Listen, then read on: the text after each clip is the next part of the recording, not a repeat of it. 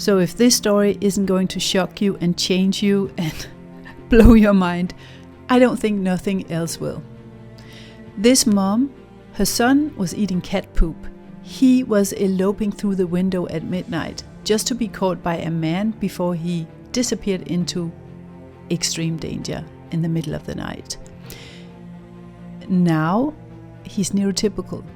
He cooks, he knows the alphabet, he's bonding, he doesn't line things up anymore, he never elopes. He's living a normal life. There are 3 things in this story that is going to change the way that you think about autism symptoms, the way that you address them, because she was doing things that you are probably doing, thinking that they work, and she lost everything, including her business, to the biomedical approaches that you think are working right now. So what was it that she did instead? And was she privileged? Could she just invest in coaching and big, huge therapy modalities? No, actually she lives now because she spent all her money on these failed modalities in a house without electricity, with no Wi-Fi, on a mountain.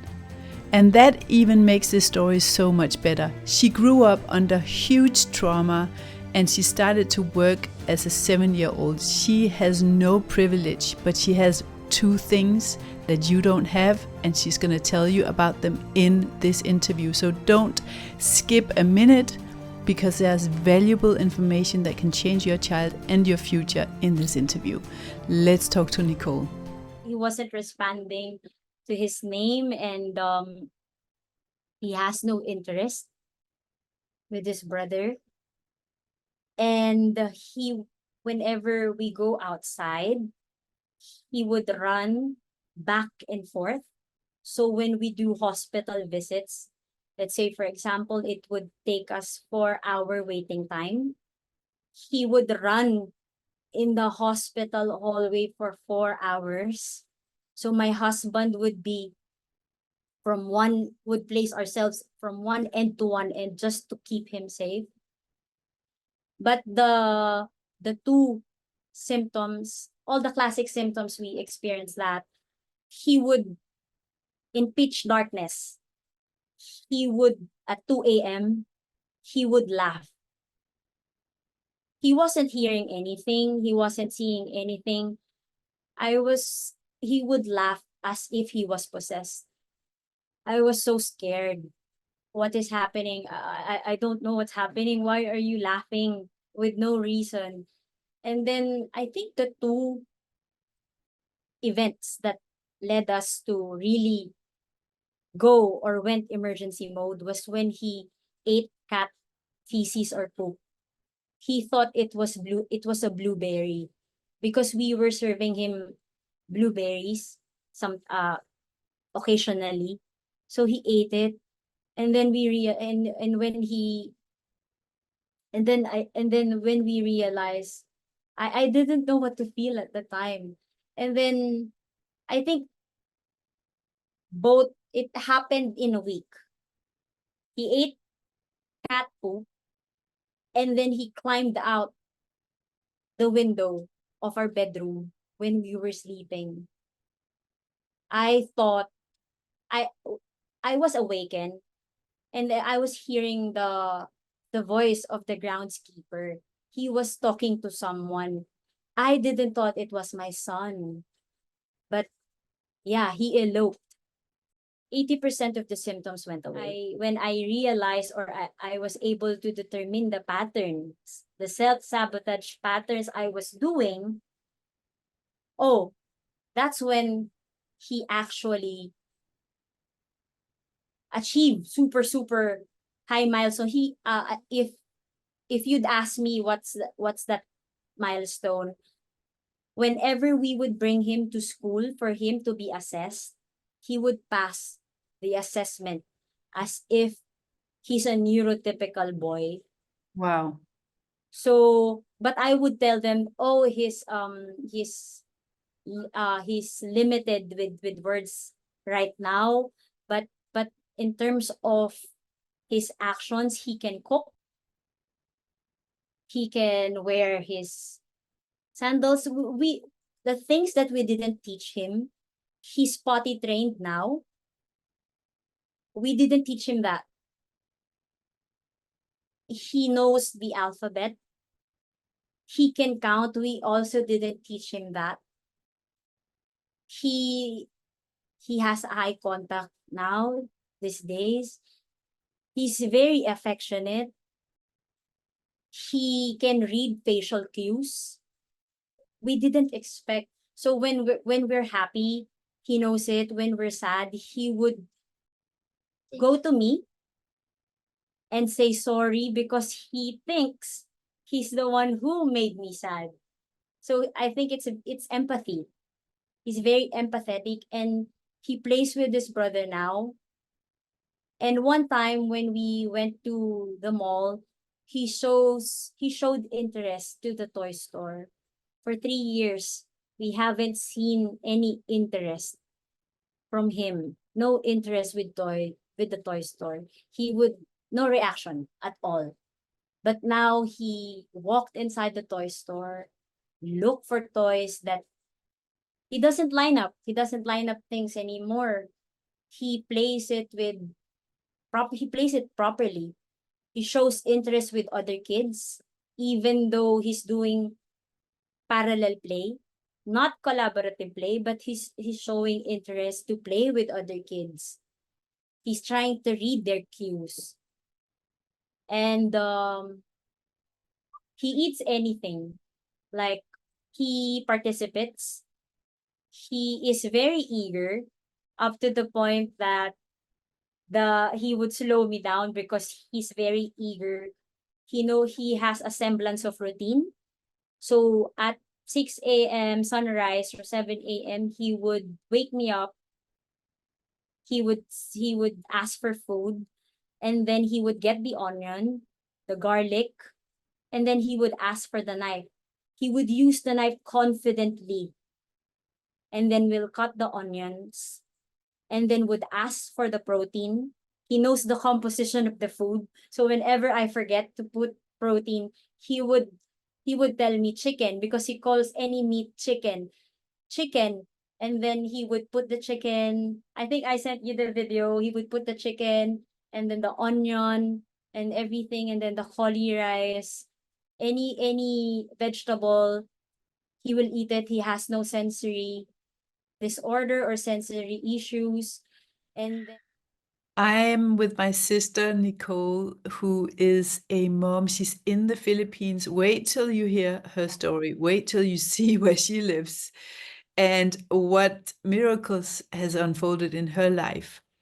But we were just before we went on this call, we were talking about honesty and perfection.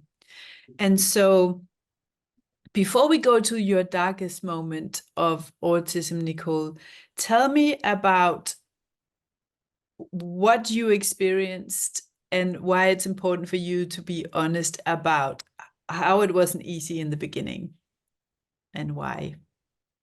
my son was diagnosed with global developmental delay, not with high risk of autism. Yeah. I think 3 years ago. And then I have a background of biohacking. So I immediately thought that, oh, this is autism. I didn't know what exactly to do, but I know it can somehow be healed, not only with just therapy. So I explored and explored, and then I stumbled upon the biomedical approach and the functional approach, and it became a rabbit hole for me. So I went into emergency mode, sold our business, a very lucrative business, and then we started funding the test and supplements Wow. prescribed to doctors. And moms, autism moms who did biomed would absolutely attest that it's really financially and emotionally draining. So we went from super big savings to down to zero. Can you believe it? Down Wow. to zero. And Mhm. then at that time, I was following you during in the middle of the process of doing biomed. And intuitively, because I was praying, but I'm not that close to God yet. I was praying, but intuitively, when I look back, it's a message. When doctors would prescribe something, I would go to your page or your Instagram page and look for, oh, I remember Ninka said something about the B12 injection. And I would search, and then we already bought the B12 injection, but we won't administer it. We would not administer it when I saw your comments about it. And oh, it makes sense. Oh, right. So can you imagine, we bought everything and then we didn't administer the supplements? If during those 2 years of following you and not yet enrolled in the course, I was able to get one lesson that I implemented in our healing journey while doing the biomed. It is do no harm. The immune system or the body should handle it, should be able to handle those stressors. But there is something going on in your son's body, maybe, but the pill or the green pill prescribed by functional medicine doctors won't solve that. So that's it. I think on the second year, I had the courage to email you because the course looks so expensive and we didn't have, the money went away. The money went away because of the biomed. And I thought that if I did that, I'd be able to recover my son. And I'd like to be honest, you always emphasize that mothers should be able to heal themselves first. It did not resonate with me at first, probably because of my childhood trauma, the self-sacrificial messianic syndrome I had when I was growing up. I believe that if I won't sacrifice myself, I won't be able to heal my son. So it was like that for the whole 2 years. And yeah, Talk to me a little bit and talk to us a little bit about this this trauma and how that played a role in the way that you were thinking about autism and what you had to shift about that. What happened when you shifted that, and why do you think trauma has played and how has it played such a big role in this journey for you? I think I realized the trauma affected how my son's healing. I saw a post of yours about you stating that autism started when you were still single. I would argue, or I would also claim that autism started during my childhood because I came from a dysfunctional family. My father didn't work. So I'm the eldest and we're very poor. I came from a poor family and we're five. And I had four siblings. We're five in the family. So at that time, I really believed that education would get my family out of poverty. So I beat myself to death to study. I had honors. I was an achiever because I believe that I should study hard so that I'd be able to go to a university with no tuition fee as a scholar. So that happened. I was able to get a scholarship from one of the prestigious university here in the Philippines. And I worked at 19 years old. I worked with 2 jobs already. I was teaching as a college professor and an office job, 8 to 5 job. And then I was giving all my money to my family to fund the daily living expenses, their education, and you could imagine how I neglected myself at that time. So it has been a pattern. You revealed to me, the course revealed to me that it has been a pattern of self-neglect, self-sabotage, and addicted to problems. Since we are very poor, we had to move houses from time to time. And later, I will tell you how it affected my son's healing. Because in our 10 years of marriage, we changed our house 20 times. Mm. So I realize now that, oh, probably because of my ADHD or childhood trauma or both, I realized that whenever we move from one house to another house, the healing stops or is paused. Mm-hmm. The course revealed it to me. I think it's very important for moms who are listening to hear this part of my story, is because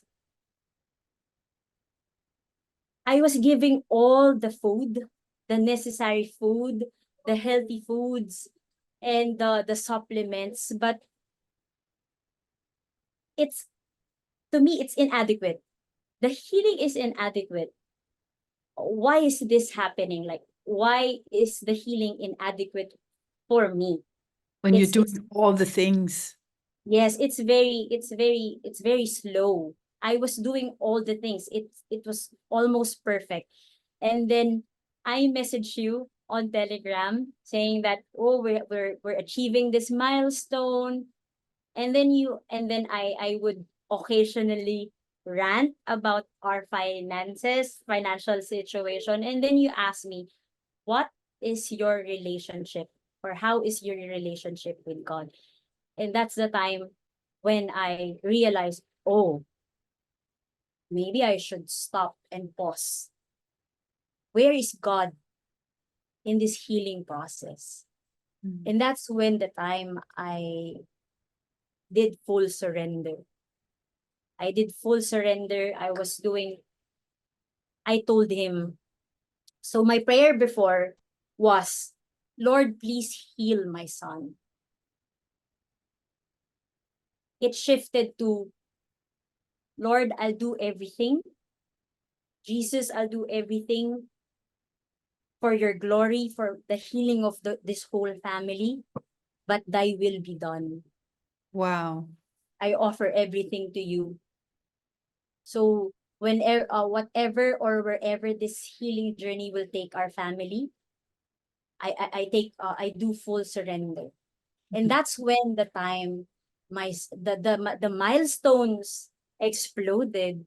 I saw my child in a different perspective. It's not just spiritual, but I saw it objectively. Oh, it's like a light in a million a light in a million morning.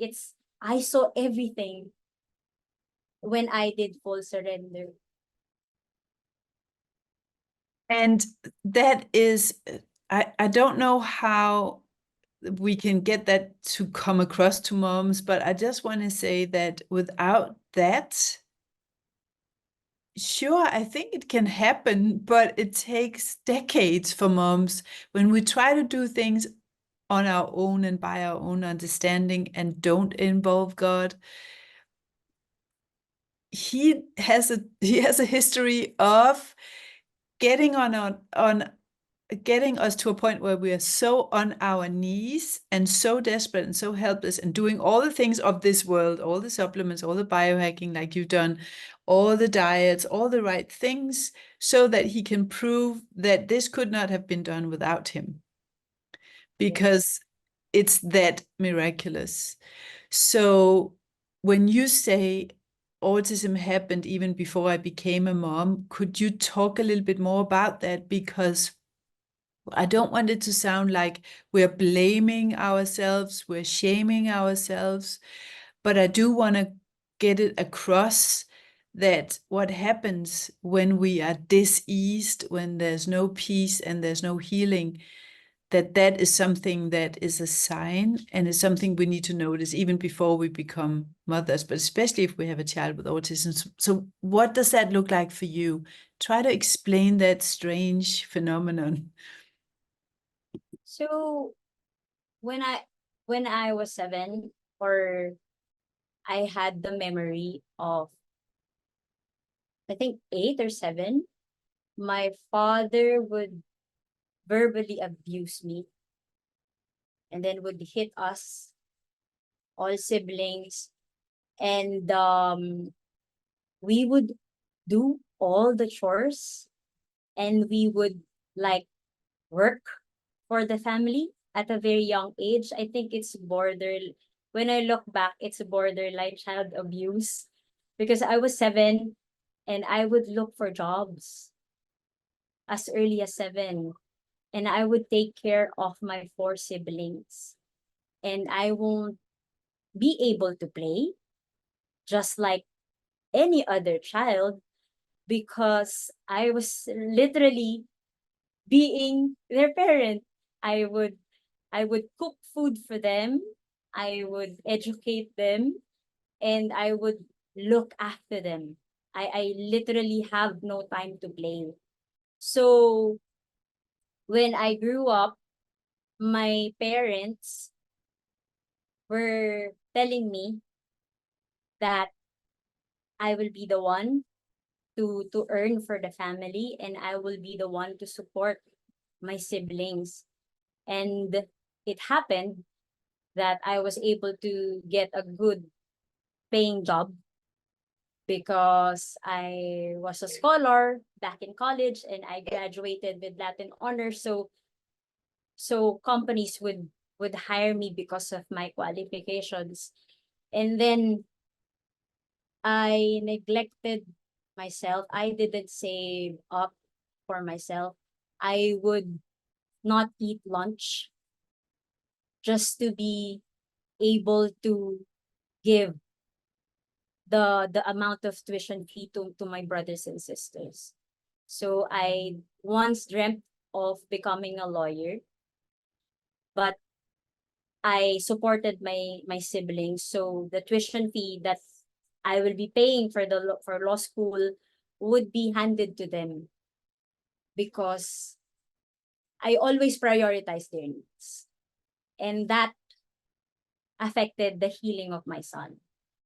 I didn't know. I was mind blown when I realized, oh, I didn't know that neglecting myself would affect my family, even my eldest, even my husband. I think every parent or every mother has unique stories. They they have to find out, or they have to go on their journey alone. And I really can't I would not be able to talk, or I would not be able to send the message to them as clear as possible. But one thing is for sure, the journey of each mother or each family is unique. Once you walk with God, He will reveal everything to you. It may sound weird for non-believers or non-Christians, but it happened to us, and I cannot deny that. I give glory to Him because He was able to reveal from childhood. From childhood up to now. Oh, that's why it happened to me. The master plan, the grand plan of Him was revealed to me. Before, I used to ask Him, God, why did you give me this autism? I had a very difficult childhood. I had a very dysfunctional family. I have dreamt of having a very happy family with my husband, and now you're giving me this autism. And I was reading the Bible a while ago before I do the podcast with you, and I think it sums up our autism, this autism healing process journey. It's allow me to read it. John chapter 15 verse 2. He takes away every branch in me that does not bear fruit, and every one that he does, he prunes so that it bears more fruit. It happened to us, to our family. Amen. You know, when if you'd be able to see our bank account, we were really struggling financially, but I am here talking to you confidently. I would not say I don't worry, or I mean I don't experience anxiety, but it's really a different walk when you walk with him. I do not have the anxiety like I had before. So we would have really zero money from the bank account, and I would pray that, Lord, what are you revealing to me? I lift all my anxiety, my pains, my struggle, my happiness. I lift everything to you.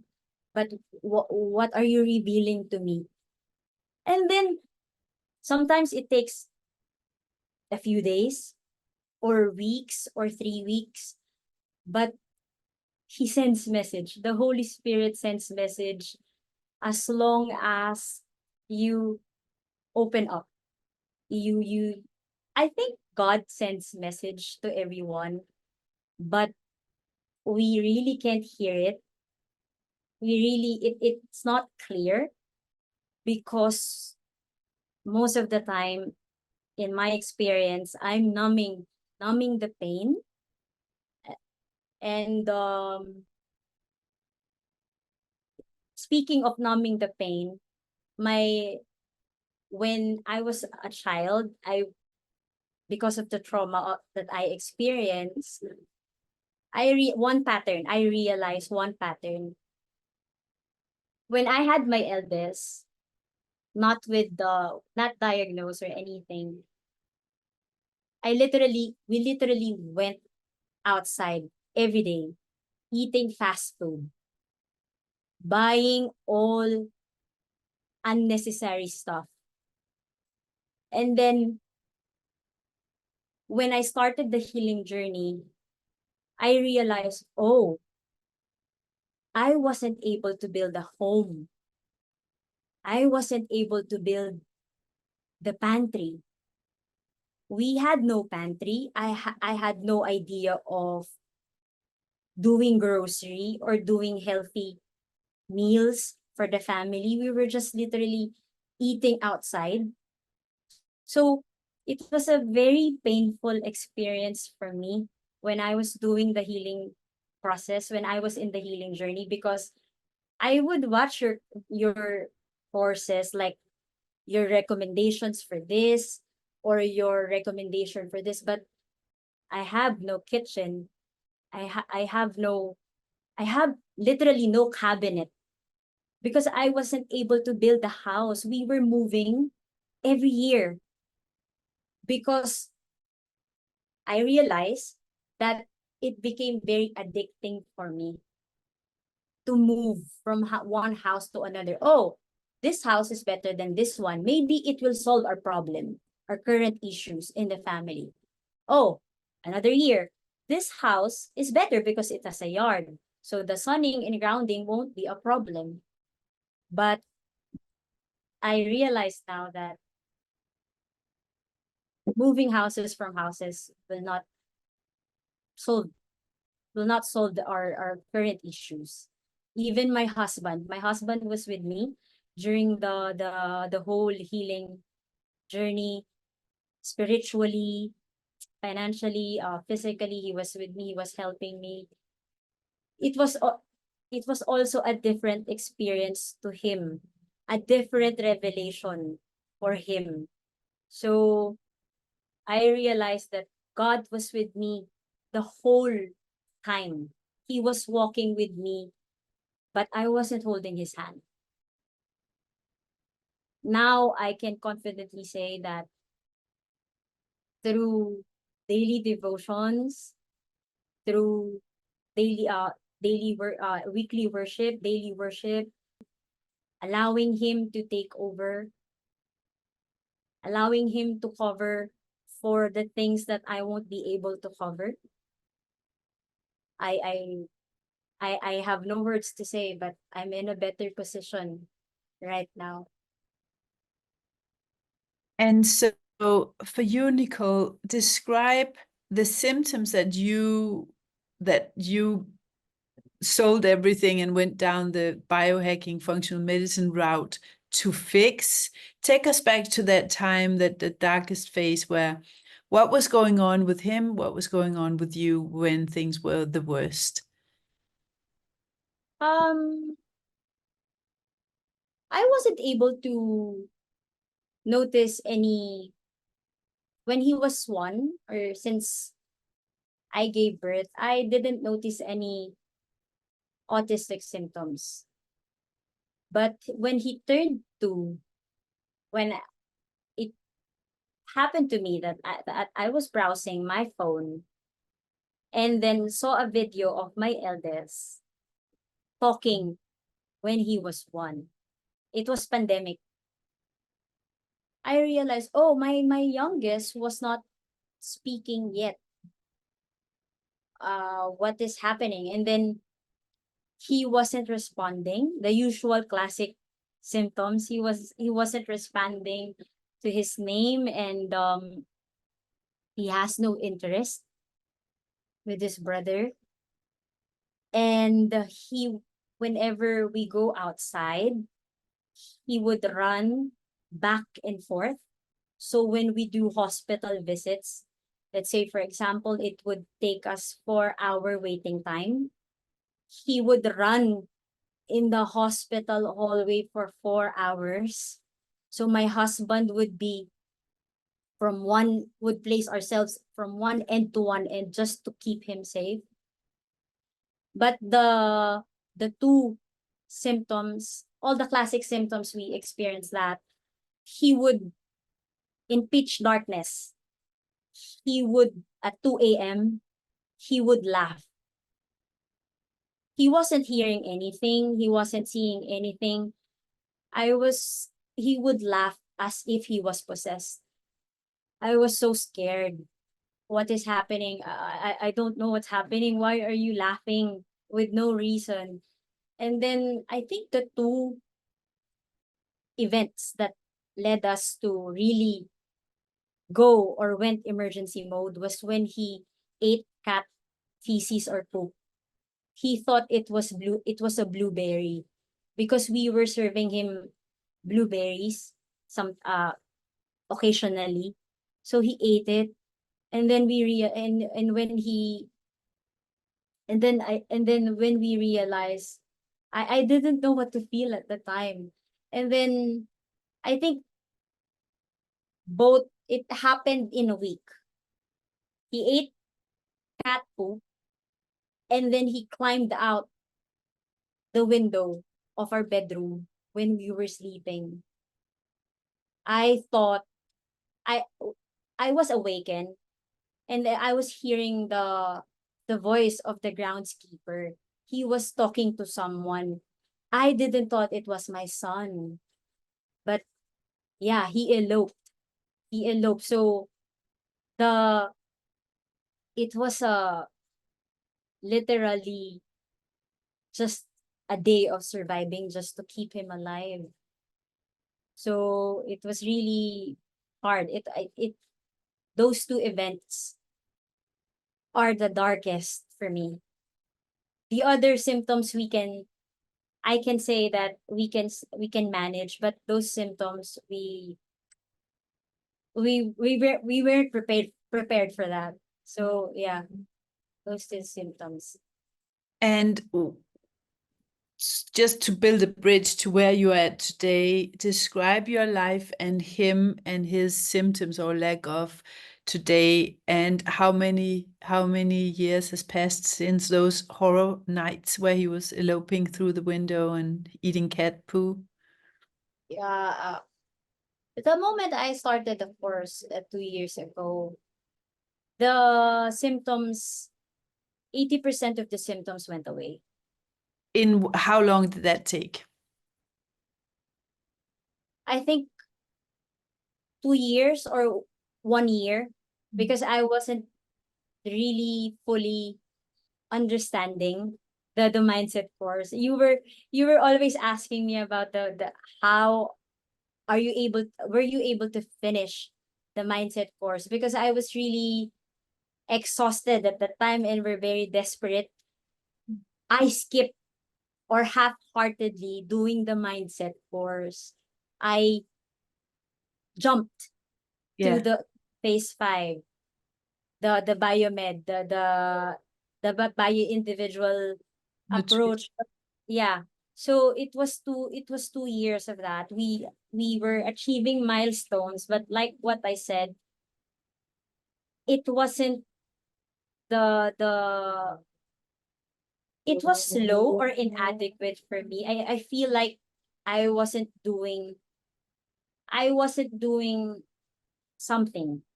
Something There's was missing. yeah. Yeah, there's missing. There's something missing in here. So when you ask me about it, that's when I dove deep to the mindset course, and then I when I realized, or I was able to determine the patterns, the self-sabotage patterns I was doing. Oh, that's when he actually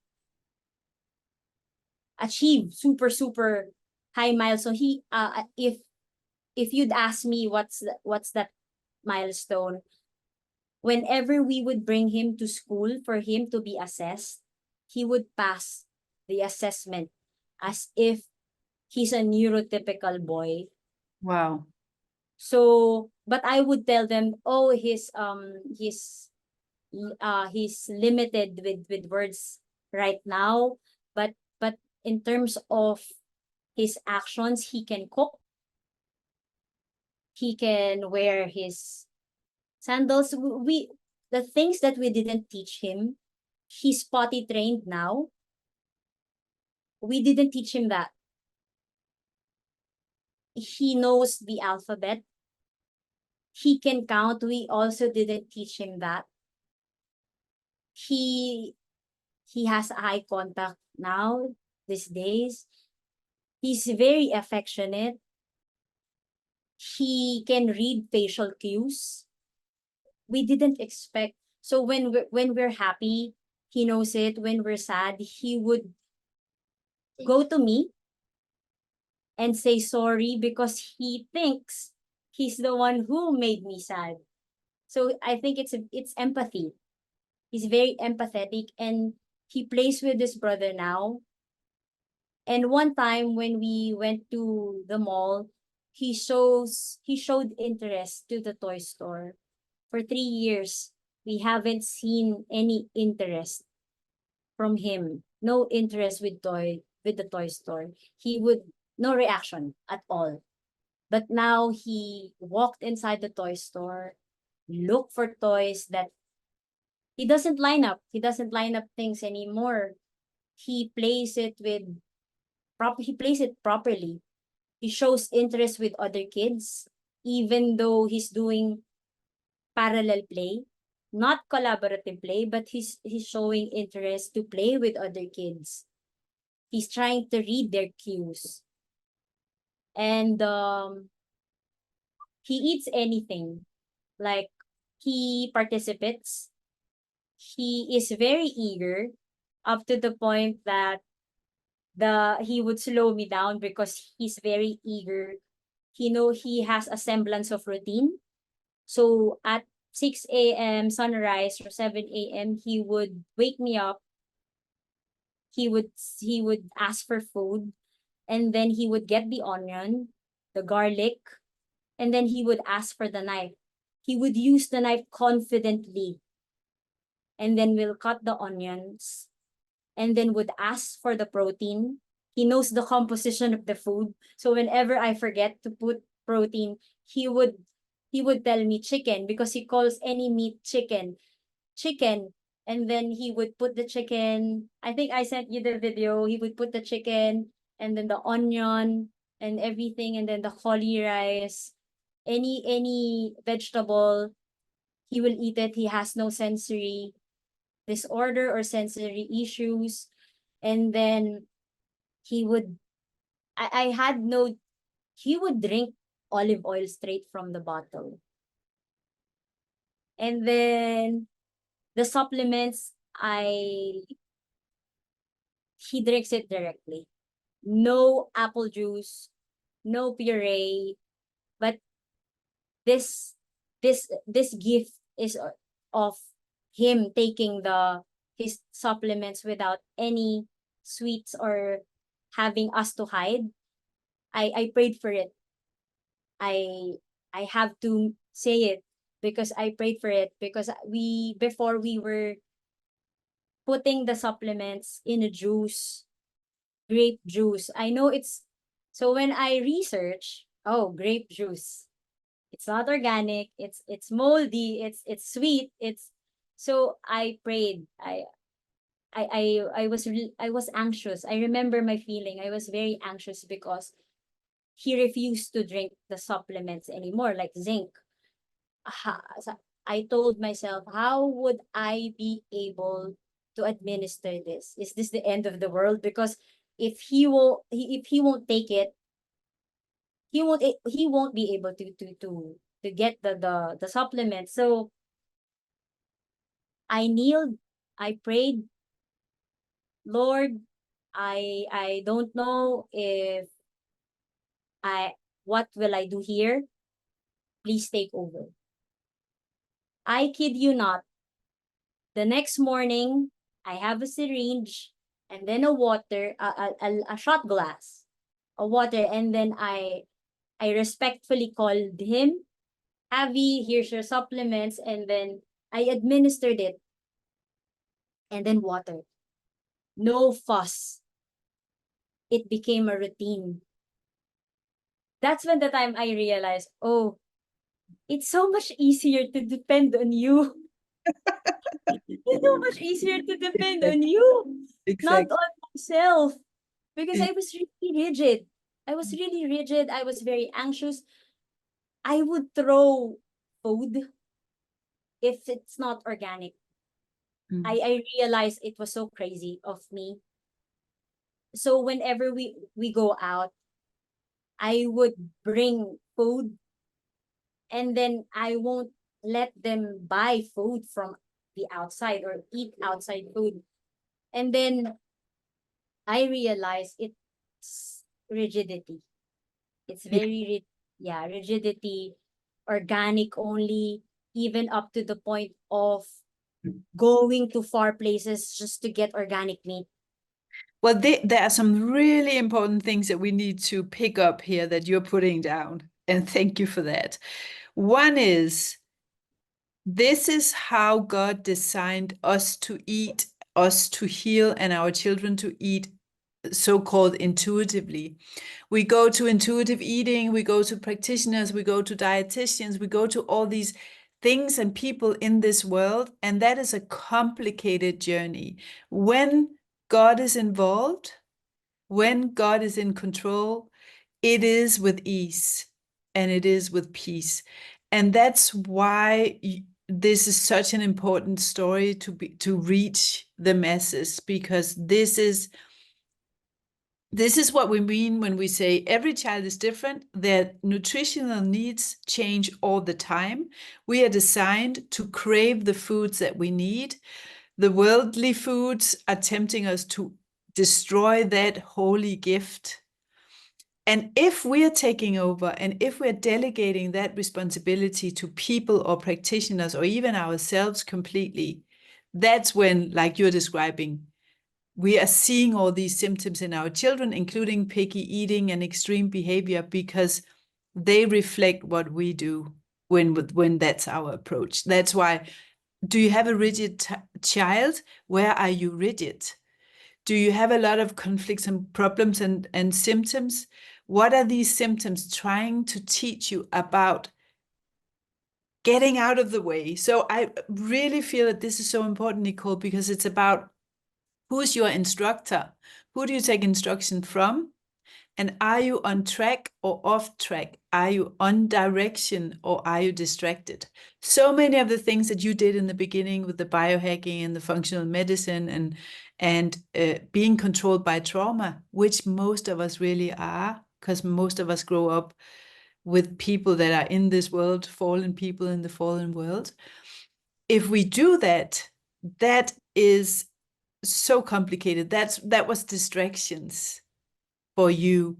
The trauma keeps us distracted, keeps us occupied, keeps us in trauma loops, keeps us in rigidity, keeps us wasting time and money, keeps us moving, like in your case, from house to house.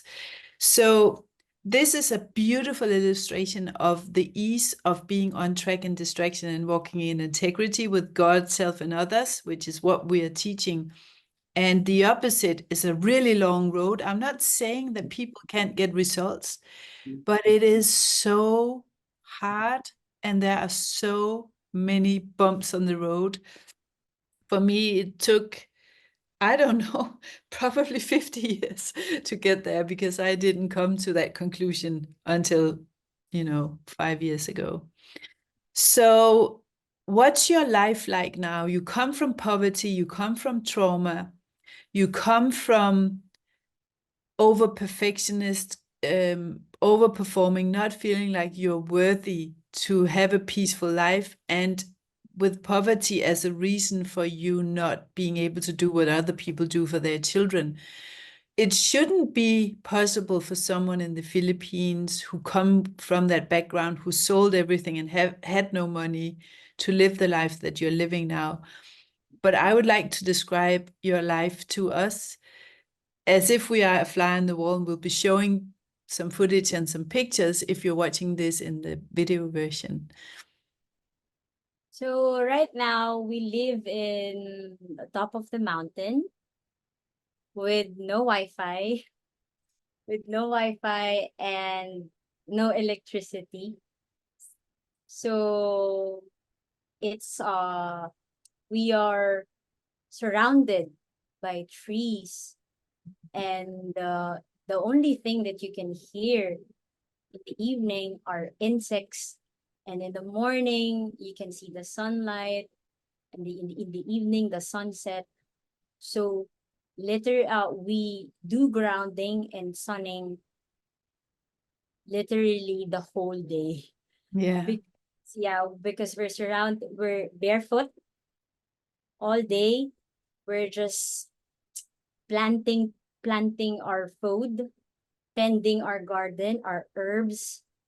And my kids are currently homeschooled, and my husband is also preparing the soil to be planted with vegetables for us to be able to eat fresh from our soil. And we do daily devotions, the whole family. We sing songs, praise songs. We read the Bible. We allot time for reading the Bible. My eldest reads the Bible in the morning. Even we're still sleeping, I will catch him reading the Bible. Maybe because he saw me, he saw us.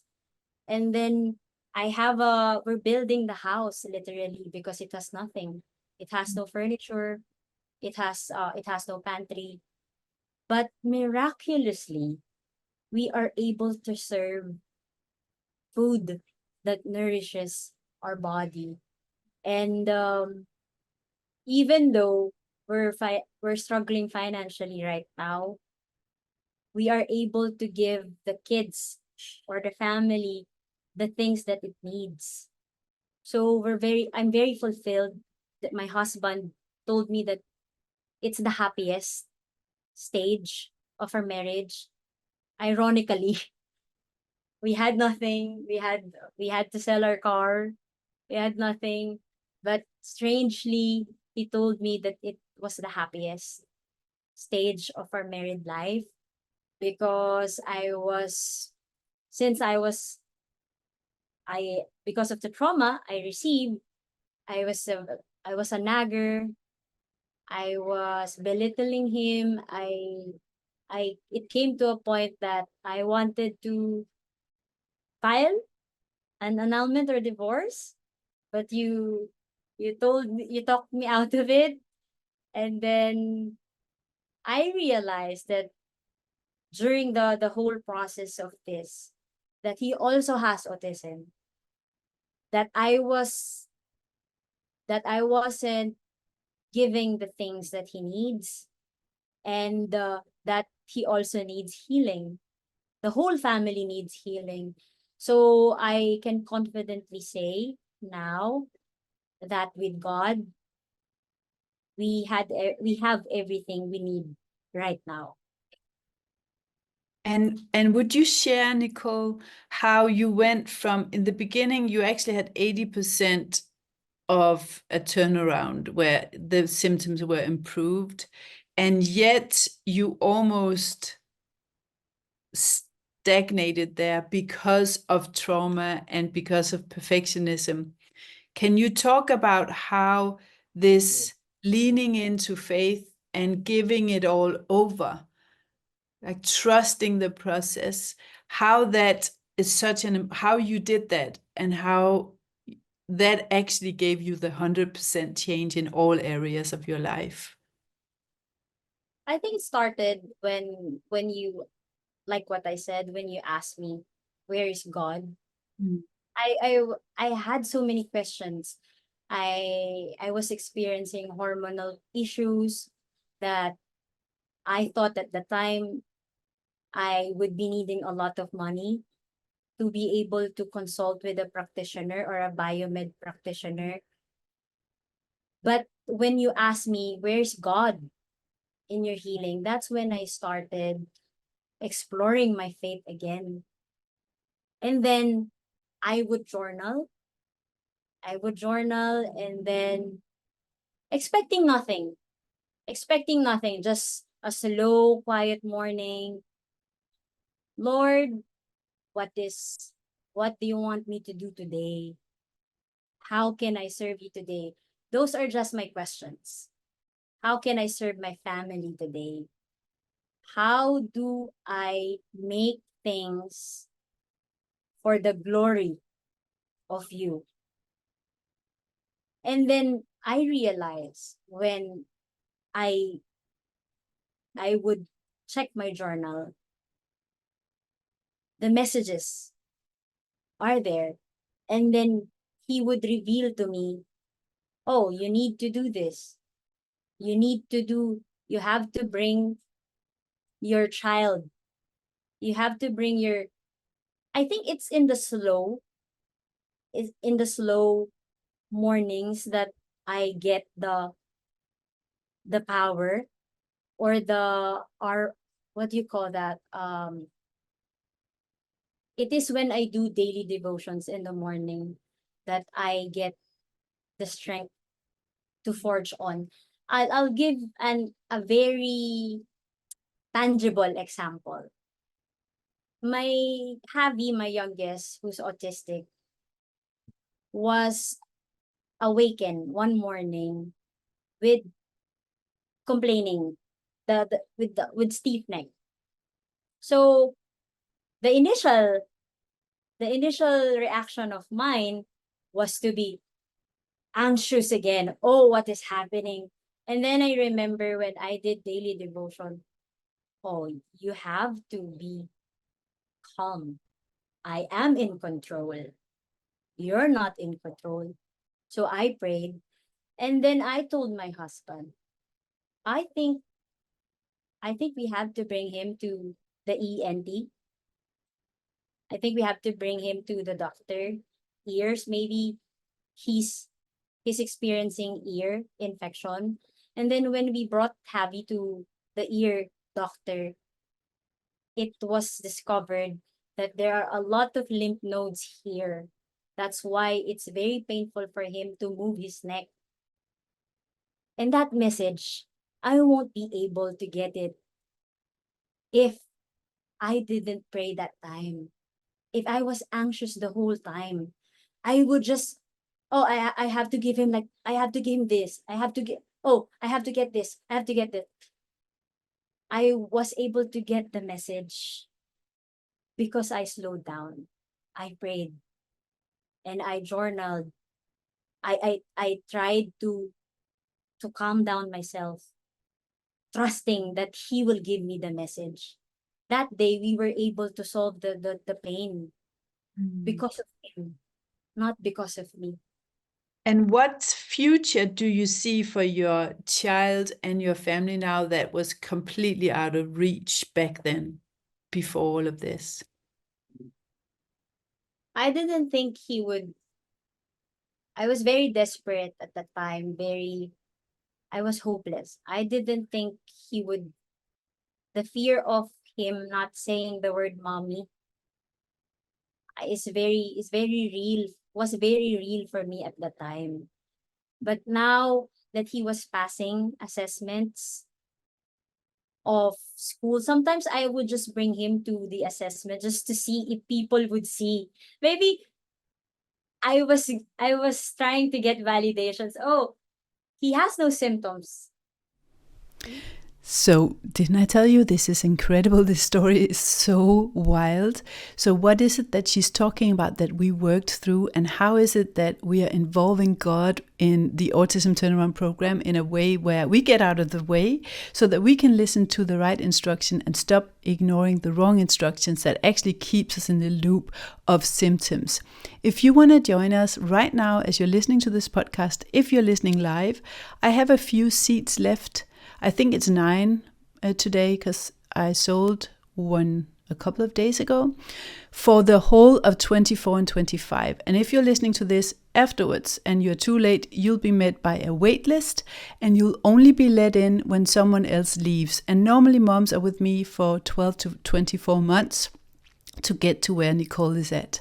So if that's something you want to explore, you need to write me an email, contact@barefootautismwarriors.com, or go to barefootautismwarriors.com and click on program. And you'll either find a spot or you'll find a wait list, and then you can learn by lived experience what it is that she's achieved. Symptoms. He passed it. I was literally bringing him just because I want to see if he will pass it. He passed the assessment. I believe he will go to college. He would marry. He would have children. And just like any other neurotypical, he would live his life to the fullest. Hallelujah. That's amazing. Thank you, God. What parts of the, because I know we're talking about course, we're talking about mindset course. It's actually now a group training program where everything is included in that curriculum that you move through in order to go through the process that Nicole went through and I went through. What part of this journey through that process and that group training has helped you get to where you are at now? And what in what connection with the way that you've so beautifully laid your life at the feet of God? Why has that been something that you needed as well?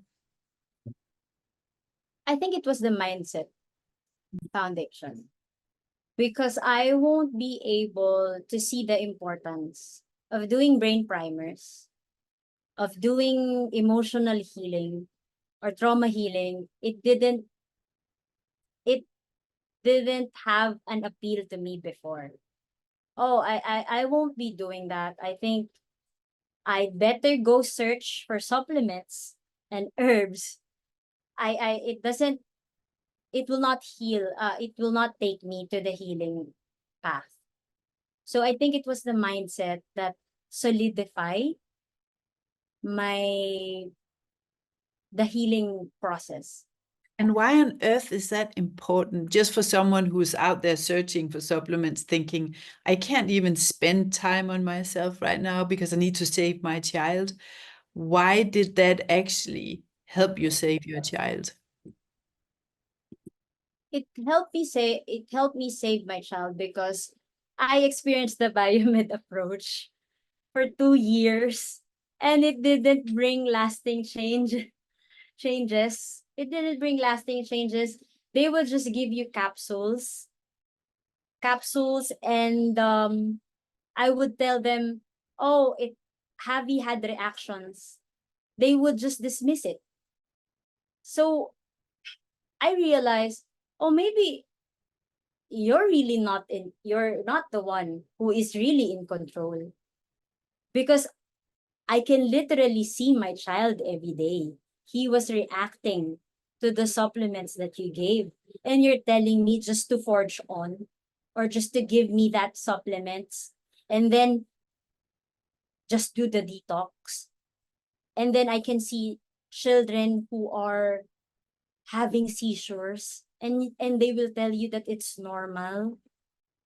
So I think that the mindset course, if I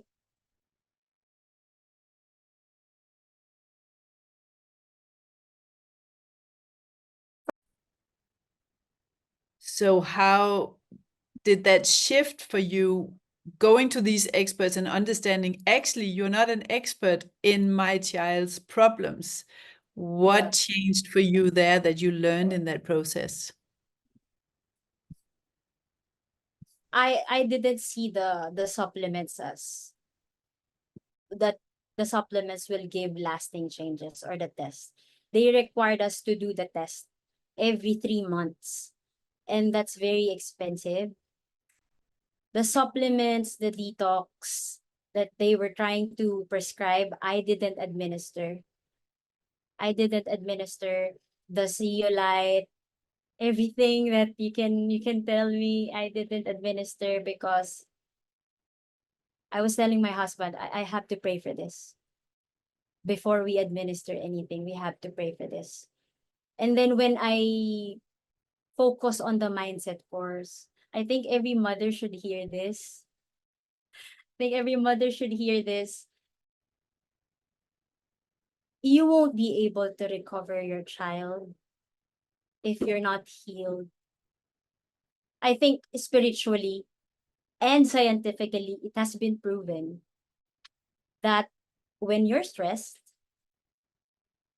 your children feel the heartbeat, your heartbeat. If your heartbeat races, it synchronizes with the heartbeats of your children. If they don't want to believe, or if they find it weird to look at it at a spiritual level, they can look for scientific studies to prove that your health determines the health of your family. So your children can't be healthy if you're not healthy. So important. And you became an expert as you went through that process. You are also now an expert in understanding and reading your child, but by instruction by the only expert, which is through the Holy Spirit, through God. We know. And that's why these people that are in between the instructor and the facilitator, which is you, are with that child 24/7. Anything that distracts you from that, or anything that's in between that, is actually going to slow you down. So that's why for me, my role is simply to be a pacer. I'm someone who runs in front of you, and I have a GPS, and I make sure that you're not distracted while this amazing thing takes place in your life that has already been planned. So I don't take glory for anything. I'm laying out the roadmaps. And my only job is to make myself redundant over those 12 or 24 months, or however long you go through this process with me. So that's just really important to say. Finally, Nicole, what are some of the worst and most destructive things you've done in this journey that you want to tell, maybe 3 or 4 things that you want to say to moms, don't do this because this is going to slow you down? And what are 3 tips that you can give moms to speed up their process for them? Distractions are number one number one is leaning on my own understanding, not including God in the turnaround process. I think that's the most serious mistake I have made. I made the supplements, the tests, the practitioners as idols. I'm very guilty of that. Number 2, doing biomed and functional medicine and trusting them that maybe they're the expert, thinking that they're the expert. Number 3, not not diving deeper in the mindset course. I think I should have, for the lack of a better term, I wasted 1 year, 2 years of our healing journey because I didn't take it seriously. Can you explain that? In what sense did you not take it seriously? Because I was half-heartedly doing it. I would journal for 1 day and then I would journal the next week. I would not do the brain primers. Oh, it's a very busy day today. I won't do it. But now I catch myself. Oh, I will tell my husband, I have to do this brain primer before we go out. I have to do the daily devotion before we go out. So that it won't get in the way. I will accomplish this no matter what. And how old is your child now, just for people who don't know you? He's 4 and turning 5 on October 7. The birthday before gives me so much anxiety. It gives me so much anxiety every birthday of him. But now I'm very happy to celebrate it. I think that is just a testament to the incredible plan that God always has for us, even when it looks like there's no hope, we have no home, we have no money. He will always provide. We need to lean in faith. And that's when the next step is revealed. That's how he has a light to our path and to our feet. So thank you so much, Nicole, for sharing your story. And thank you for listening. And I hope you can feel and sense the work that God is doing in these moms' lives and in my life and in the testimonials. And if you're curious about what's going on, I would like for you to go to barefootautismwarriors.com/podcasts with an S/181 for this episode. Check out the pictures. Look at where she lives without Wi-Fi and no electricity. And also check out my other free resources there, because God is doing great work in my life and he has convicted me to change my whole program. I'm in the process of deleting and re-uploading and upgrading everything based on the instruction that he gave me, and it's been a massive job. I'm happy to talk to you about how we are doing this inside the Autism Turnaround Program, getting you to a point where you know what triggers symptoms, you know what to do about them, and you can start to see God's plan for you and your child be revealed, instead of listening to the wrong instruction, and really get on track by listening to the instruction from the only source that can tell you where to go, which is God, through the Holy Spirit. So barefootautismwarriors.com, and you can send me an email at contact@barefootautismwarriors.com or connect with me via Instagram. I have a few seats left for this season. I don't let any other moms on board when I'm full until another mom has completed the program or gives up on the program, and that actually really rarely happens. So you might have to wait a year, maybe 2 years to get on board if no one leaves. But I still have room for you, so you might go and check out the program at barefootautismwarriors.com. And if you do me a favor, share this episode with someone who has problems like Nicole had, severe autism symptoms, trauma, growing up in an abusive household, having no money, fearing for your financial ability to provide for your family, having the fear that your child will never speak to you or say mommy. Those are the things that we are passionate about helping you solve. So send me an email or connect with me via Instagram or check out the webpage. Share this episode with someone else. Talk to you soon.